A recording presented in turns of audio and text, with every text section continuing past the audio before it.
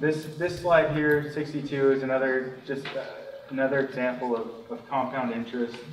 I'm always hesitant when I see 8% on something. Yeah, I mean, that's when we do projections.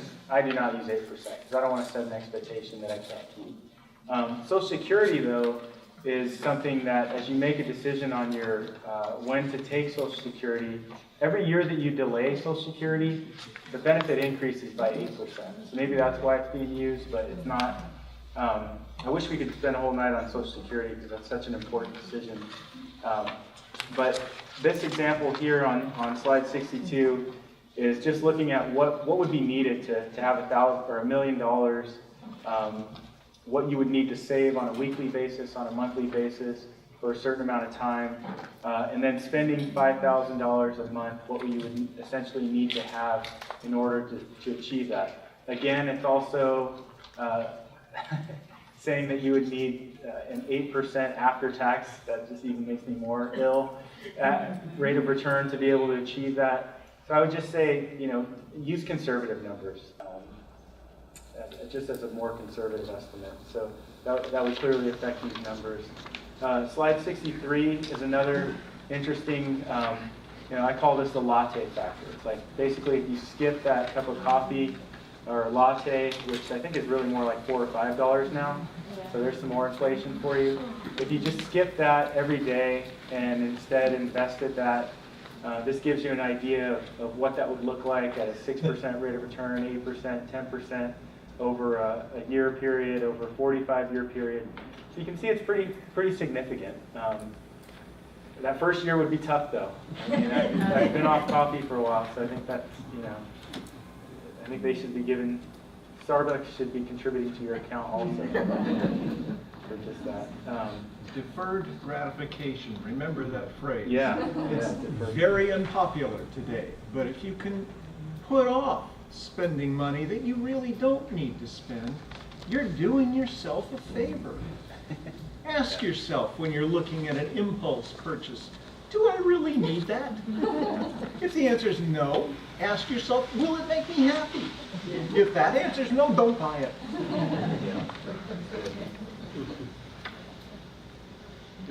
That's a great point. We tend to, if we have money in our pocket, we spend it. And unfortunately, that's not what's going to help you with your financial retirement. So let's talk about the common mistakes in planning for financial independence. Yeah, I touched on it a little bit, but I really want you to take home this whole idea of inflation.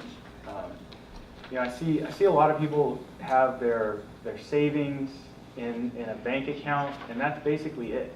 They've been scared away by the volatility in the markets. But I can tell you right now, let's say you have inflation for 10 years. You've just eroded your nest egg by 20%, 20+%, just by not keeping up with the cost of living. So right there is really an incentive to invest in things like stocks. It's an incentive to invest in things like bonds, which historically do better.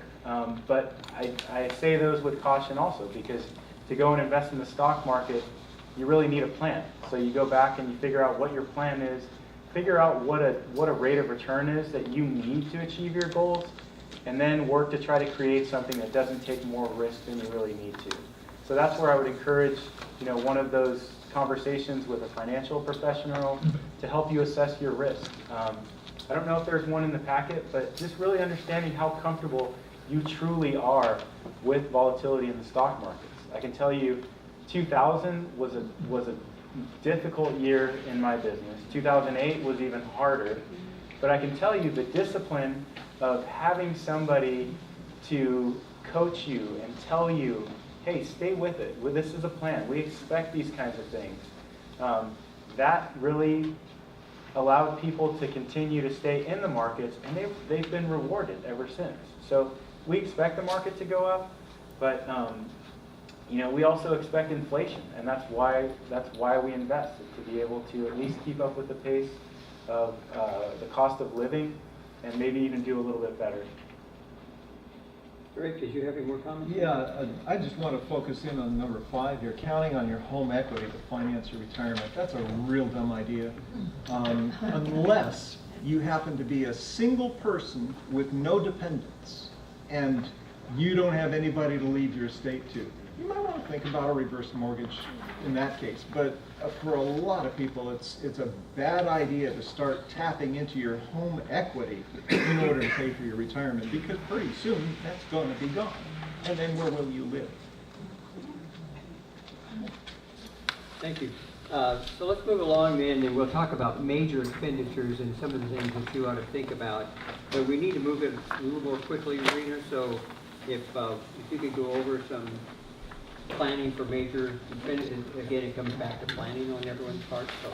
Well, I think the biggest thing that people don't realize is the cost of care when you need to go into a facility. When my mother had a stroke, they wanted $7,000 a month. I know Sunrise is like $10,000 a month. Who has that kind of resources? So talking to an estate planning attorney and a financial advisor are just so important.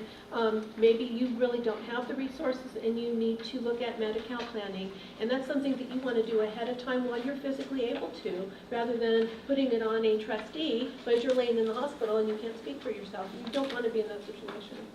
So, major expenditures, you want to identify them and face the reality that these will possibly come up, when they will happen. If it's, earlier in your lives, in your marriages, and you're planning on buying homes, cars,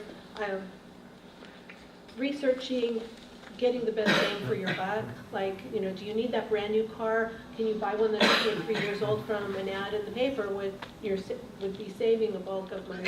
So really doing some homework first before you make those major purchases. And you probably should you should label major expenditures on exactly how important they are to a like that. New car versus used car. All of that comes into play as you're doing your financial planning. So again, I want to have go over some of the mistakes to avoid in planning for major expenditures.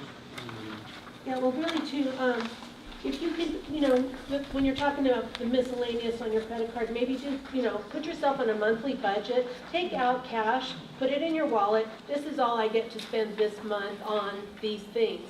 And really don't use your credit cards unless it's something that you had already budgeted for. Because, otherwise it's so easy to just, I want it, spend. And then, gee, when the bill comes, I didn't realize it, and you're paying interest. You never want to pay interest if you don't need to. If you can pay off your credit card bill every month, you're way ahead. Right. Question back there. Yes? I actually have a question about debt and maintaining debt versus paying it off. So I had always been like a pay off my card every month person. And then I left the Army and gave everything over to my POA to handle. And they paid more than the minimum, but they didn't pay off the entire balance every month, and they carried a balance. And lo and behold, my credit score actually improved significantly. I was like, okay, your way obviously works better than my way. Well, Why? there's a balance, because they want to see a regular pattern of making payments that you can handle, versus paying everything off. So to carry a balance for 6 months or so, it does improve your credit score. I always recommend not paying any interest unless you can deduct it on your taxes. So you have there's a balance there. That's one of those funny parts of credit scores, is that it's just like if you check it too often, but if you do keep a balance, and you are making more than just the interest payment on it, it's showing that you are a good credit risk. And so therefore your credit report can improve. Not always, but it can improve. I'm just going to make a more bold statement and say, pay it off. I think getting into the habit of having revolving credit is a bad one. My example of that, I think, it was terrible. It was awful to see my statement, and I was making payments that were more. Yeah, my credit score was great, but I still couldn't even afford to go get something because I had so much debt. So it sounds like that's not your situation, but I think just the habit of paying it off is a great way to also track your expenses. The more that credit card balance increases, the harder it's going to be for you to really see what you're spending every month if you're using your credit card for your budget. When I go into high schools, that's the first thing I scare everybody on is credit cards, because they're evil in my opinion. So. An attitude that my wife and I developed is if we can't pay cash for something, we can't afford it. Well, just say, if you've got $100 on your card, your I put credit card is everything on my credit card, I 18%. pay it off every month, and I make 1 to 5% on my, especially when I'm Cash back. making extra Yeah. money. Yeah, Right, I right. don't pay Miles, all that. any annual fee, and I make money every month. There's so many credit cards now you can get with 0 interest for so Yeah. many months, but you just still have to, maybe that's the. No, I don't pay any interest. Right, exactly, no interest, but you'd maybe want to manage like only major, semi-major purchases on those kind of Well, credit yeah, cards. it's things I'm gonna pay cash for anyway, but then Exactly. I pay it off at the end of the month, and then I've made $10 or $11 instead of 17 cents. Sure. See, you've done some financial planning. That's exactly what this is all about. It's like 3 lattes. Is weigh the options. And, I mean, actually, credit card debt is 15–18%. You only pay, if you only pay $100, you have $100 out, and you didn't pay anything but the interest on it, your debt total just went up by $18. So pay off your credit cards. Okay, let's move on now. We want to get to investments, and we've already done the defining goals, and but now we want to talk about how do we get to a better financial situation for ourselves. And some of that is, we've heard before, it's saving now. It doesn't matter what your age is, it's saving now. The earlier you start, the better you're going to be. So it says I've got 6 minutes to go over investing. I don't think I'll be able to do that. But I guess what I want to point out is that most people, when I meet with them to go over financial planning, most people want to start with the investing part. And in my opinion, it's kind of the cart getting ahead of the horse, because really to invest you need a plan, you need a goal, you need to know what you're actually investing for. So I would say that's the most important component. And then really creating, I mentioned creating something that doesn't take more risk than you really need to. And that's really going to give you the peace of mind. I don't recommend to any of my clients that they check their portfolio on a daily basis, on a weekly basis. I mean, we're talking about long-term goals here, especially if they're for retirement. Do you look at the value of your house on a daily basis? You probably don't. And I would encourage people to think about their retirement portfolio the same way. If you look every day, you're not going to like it. You're going to see the volatility in the markets. But that's how it's been. It's hard to get away from it. It's in the media. It's all over the place. But I would say on the slide 72, this target rate of return, and we have Ralph in the room who's involved with the library endowment. I always think of a retirement plan or retirement spending rate as kind of like an endowment. It's basically what amount you can spend over the rest of your life to still have some money at the end of it. That's essentially what an endowment is. So having a target rate of return, we manage endowments where we need to find out, well, what's the goal here? Is this to give out scholarships? Is this to, what is the goal that we're trying to achieve here? And then that's really what we start with. We throw on an inflation factor, so we'll add, if it's trying to spend 4% a year, we always want to throw on inflation factor, and then we throw on fees. We throw on the fees of the mutual funds, we throw on our fees, and that essentially gives you what your target rate of return is. So that's kind of your bogey. That's the number that you're working with. So then you go try to find a portfolio of investments that matches that rate of return without taking more risk than you really need to. And I think that's where most people get off track, is because, of course, we always want to make the highest rate of return possible, but we don't like losing money. The number one request from my clients is, I want to make the highest rate of return and take no risk. It's impossible. So investing, I would say, becomes more possible to achieve that when you do things like diversify, when you do things like lower the cost of the expenses.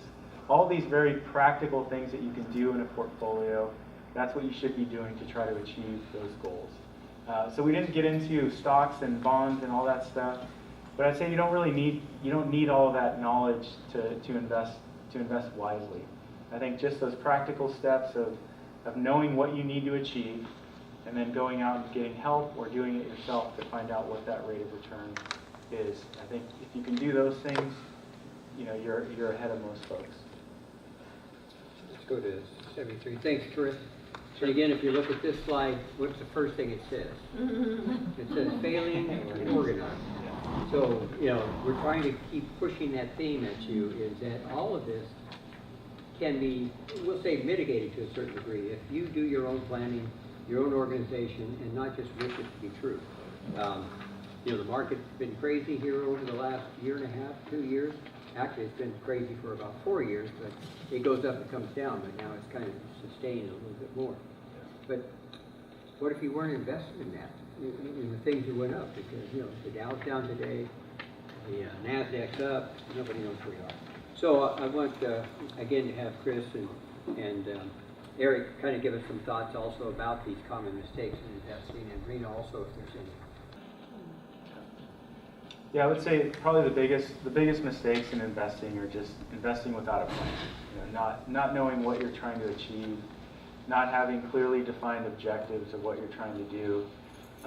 Those are the biggest mistakes. And then, really trying to get the emotion out of it. I think that's a very hard thing to do. It's a very, I mentioned 2008, and I always kind of talk about this because 2008 was so awful. It was awful to see that big of a drop in the market. But I would say that those people that just couldn't take it, what they ended up doing was missing out on an opportunity. Because this is kind of what happens. The market goes down and down and down, you just can't take it, and then you end up selling in a panic. And then the market comes back, and you start feeling a little bit more comfortable because the market's come back, so you hop in, but you've already missed the best opportunity to get back.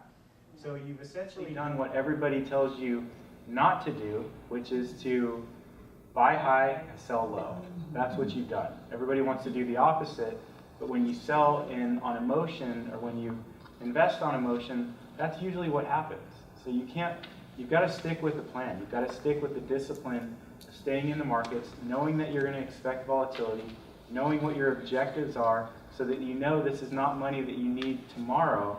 Otherwise, it shouldn't have been invested in something that had the risk of going down. And just one small comment. Investing in lottery tickets is not a plan. Darn. Let's go to 75. So again, essential principles. We just want to go over this real quick. I'll let Chris go through these 8 principles, or actually there's 9, and then we'll move on to Rena's favorite, taxes. So I would say, I think a lot of these are self-explanatory, but I think this whole idea of figuring out your risk tolerance, I think there's something to be said about knowing what you're investing in. If somebody truly understood the risk in something and they end up losing everything, they probably didn't understand it. So I think, you see right here, there's an example, I think, of, well, at least in my notes, it talks about NFL players. I think something like 80% of NFL players end up bankrupt after 5 years or something, which is a startling statistic when you look at how much professional athletes make. But there's no education, so it's really a disservice to these athletes that get so much money and then no education on how to do it, because they don't understand the risks involved, and they have people essentially taking advantage of their situation, coming out with all of these promises and not following through on it. So I think just really understanding what you invest in. You know, most people that own a home, you know, you get that. It's a home, you get a lot of value out of that. But just, you know, even if you're kind of dabbling in the stock market, I think it's important to invest in things that you understand. Maybe something that lines up with your values. There's a big trend right now to invest in, you know, these things that really have an impact on your life. You know, whether it be investing in alternative investments or alternative energy type things, or socially responsible investing. Those are all things that you understand, and maybe you can even feel more comfortable that you own these types of investments, and they're available to you. So I'd encourage you to look at those things. Thanks, Chris. Let's go into taxes now, and Rena, if you can just kind of highlight some of the benefits of planning for taxes, as we talked about before. Planning is always there, but also to avoid the mistakes. I just want to touch a little bit on, he was talking about football players, but this is all for another seminar. Self-employed people, I've been working for somebody for 10 years and I know how to do this. I'm going to open my own business. 5 years later, they're bankrupt or embezzled or both, and it's mostly because of not doing accounting for their own activities. So that's a whole nother seminar I want to put on. But you know, it's not just the football players that suffer this thing. Taxes, I cannot emphasize enough, if you're going to make any financial decisions, that you have a professional that you can call and say, you know what, I got this plan, I'm going to do this, I want to do that. How will that affect my taxes? And you have sometimes no idea that it will. And if you tell me before you do it, I can advise you on different strategies to minimize the tax effect, to delay it, or to avoid it altogether. And if you don't, who knows? You know, it's throwing the dice, and anything can happen. My one elderly client was doing his own tax planning back from 1987, just a couple years ago. No, honey, the tax law changed. He thought he could sell his house and buy another one, just roll the gain over. No, and he ended up paying over $100,000 in taxes that he already had spent buying the new house. So we don't want to make those costly mistakes. If you really put the effort into working with a professional, obviously if you have enough to actually file a tax return other than just a 1040, if you're not just on Social Security, but you actually have some other investments, any other kind of income that you're going to want or be able to benefit from advice, then definitely contact your professional. Going over, Rena, to page 77 and 78, you kind of touched on a lot of mistakes already, but these are also in kind of outlined again, talking about organization. Yeah, and please, it really makes a difference on the amount of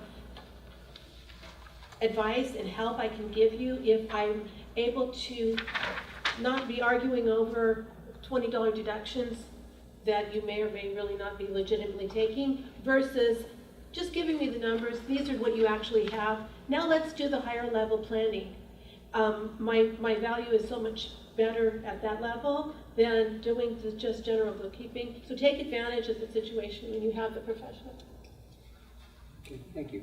And again, you have these bullet points in your note taker, so they're for the most part pretty common sense about pre-planning, making sure you're taking care of all your deductions. So let's go on over and go to page 79 and have Eric and also Rita talk about the principles of tax planning. Well, again, knowing what the tax laws are in regards to what you are planning to do. For example, if you buy in-state California bonds, they're tax-free for federal and state, versus if you bought some other stocks and you're selling it, there's going to be 20% capital gain, whatever.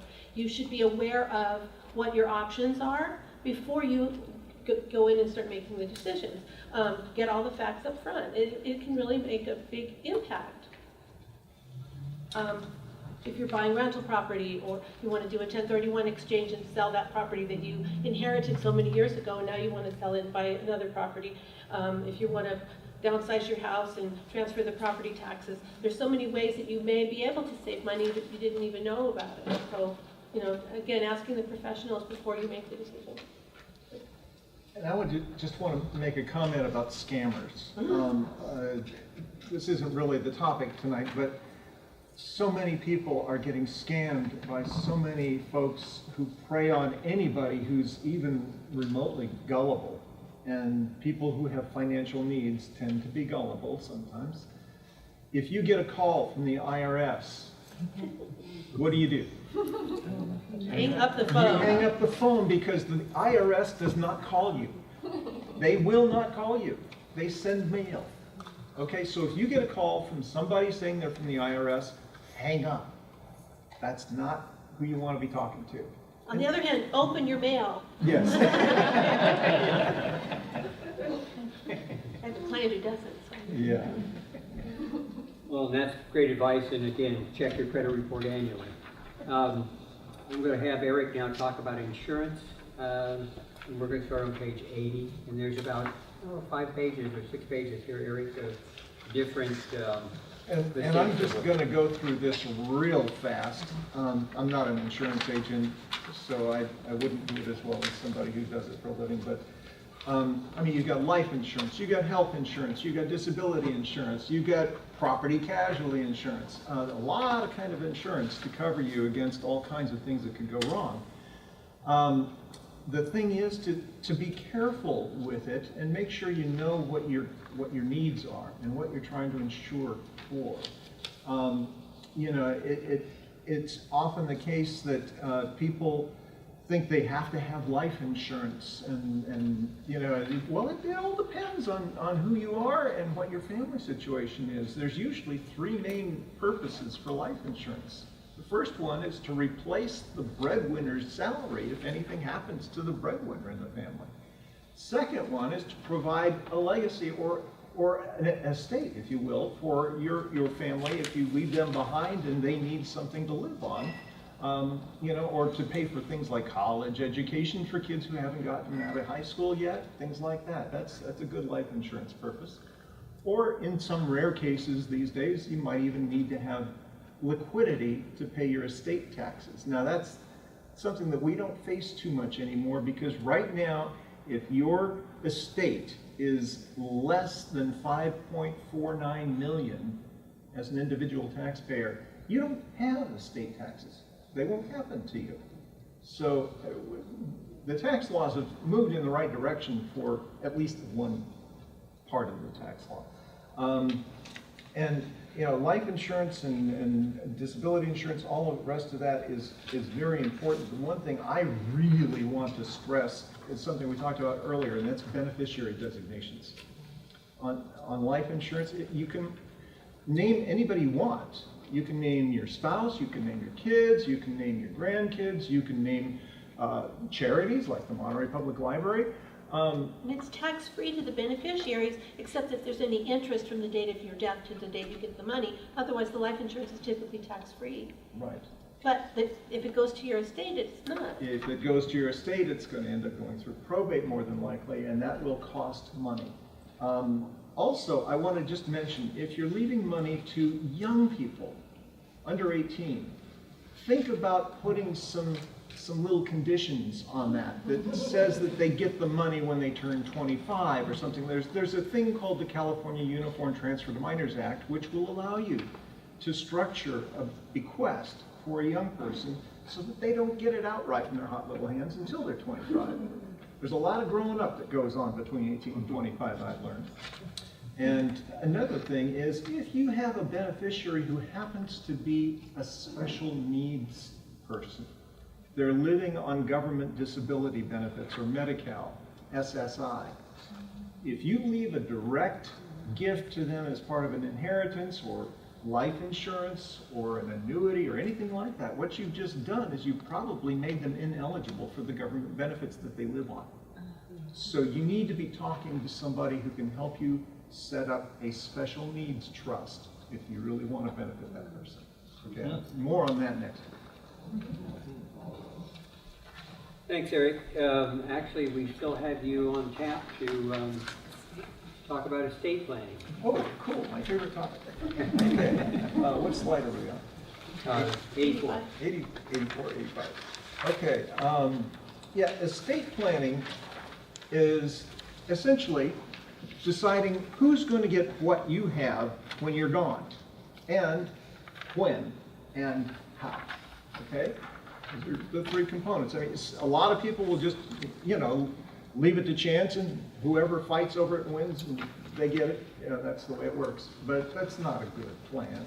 You want to structure things so that things go to the right people in the right way at the right time. Sometimes that means that they don't get it right away. You might want to have things spread out over a period of years so that they're getting an income stream as opposed to a often big lump sum that they squander all at once. These are things that you really need to talk through with your family and your attorney to try and come up with a plan that's going to work and suit the needs of your particular family. Everybody's different. There's no one-size-fits-all thing for estate planning. You need to look at your own specific needs and desires and plan for those accordingly. Sometimes you can have money going to kids too soon. I have to take the time to give you an example. I know of a couple of young people who were orphaned when they were teenagers, and their parents were killed in a car wreck, and each of them received an insurance settlement for $100,000 when they turned 18. That was the latest the insurance company could delay it. Well, they each got their $100,000 at 18, and within 2 years, the young man's money was all gone, and he had nothing to show for it. The young lady's money, she still had the car she bought, but nothing else. And they were both thinking to themselves, why didn't somebody tell us not to do that? You know? Think about the maturity level of the beneficiaries that you're going to include, and think about when's the best time to leave things to them, and should somebody else maybe be in charge of that for a while. We'll talk more about this next week, but I know we're cutting short on time. I apologize for that.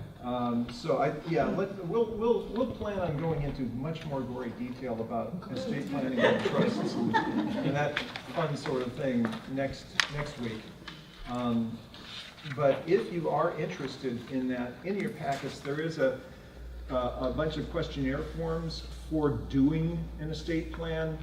If you've never done an estate plan, you might want to work your way through those forms to see what kind of things you're being asked to think about and respond to, and see what that generates in terms of your own thought process.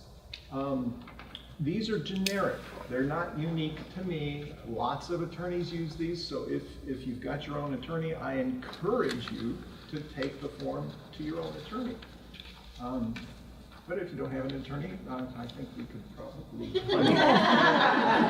anyway, enough. Thanks, Eric. And I think, again, we come back to all the panel is available for advice, and certainly that's what they do. So if you have any more questions, as I think someone mentioned earlier, I think it's Chris, that normally you can get an initial consultation with no charge. So it depends. I don't want to speak for anybody, but at the same time, it's one of those things that you need to, again, plan. So we're going to move on. There's an awful lot of, once you get your documents, you'll see that there are so many different types of documents that go into estate planning, and that's the reason we have another estate planning session next week. Just we can go through. Go to 90. Yeah, we've already done, more or less we've talked about estate planning, I mean, on a limited basis, but since we're going to do it next week, let's move forward. One thing, I just want to say one thing about making your estate plan and your beneficiaries. remember, it's not their money yet.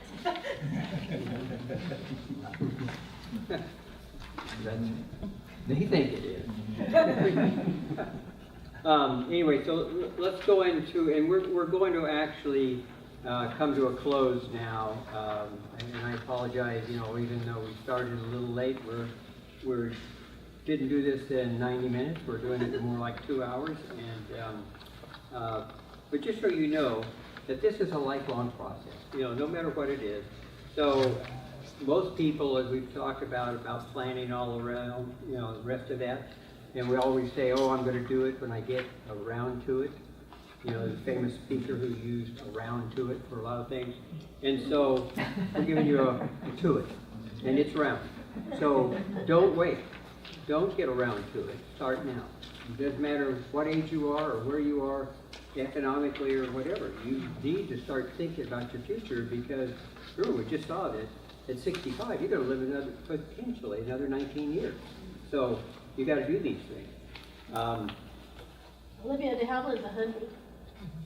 And she probably had some financial planning. I'm sure she had. I'm sure she had a few professionals that worked on her estate trust for her. So that's what this is all about.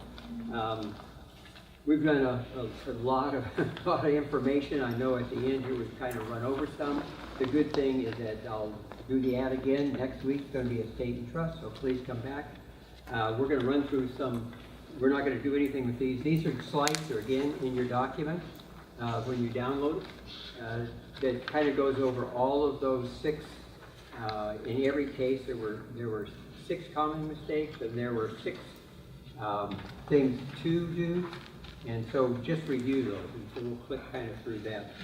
We're going to click through this too. And now I'm going to, you can boo me. We hope you've been successful in increasing financial awareness, motivating you to take the appropriate action. We've talked about planning and organization all night long, ad nauseum. You're probably mad at me for even talking about it again. But we do want to use, and that's what you're going to be getting, the building blocks to successful financial planning, identifying common financial mistakes to avoid, and then the essential principles, and that's all in your document. They're going to make you better informed for everyday money decisions, save time and money when working with your financial advisor or your professional advisors, and then hopefully motivate you to take these positive actions. We really don't want you to be one of those scary statistics that we showed earlier. So, thank you for being a great audience. Good luck with your financial planning. And I'm going to turn this back over to Ralph. Or I'm going to turn it over to Ralph in the first place. How's that? Well, thank you so much for coming tonight. I don't know how many of you feel like I do, where I'm both excited and queasy at the same time. But this is the kind of program that the library really encourages. It's about literacy at every level. This is a critical thing for us to be knowledgeable about, as much as we may dislike having to deal with it. I mean, I don't even want to get into how much I hate doing some of these things, but they have to be done. I've had experience with my mom passing and being the executive of her estate, and you know how your parents always say the only way to learn something is to learn it by doing the hard way. I'm going to encourage everybody. We don't have to do it the hard way.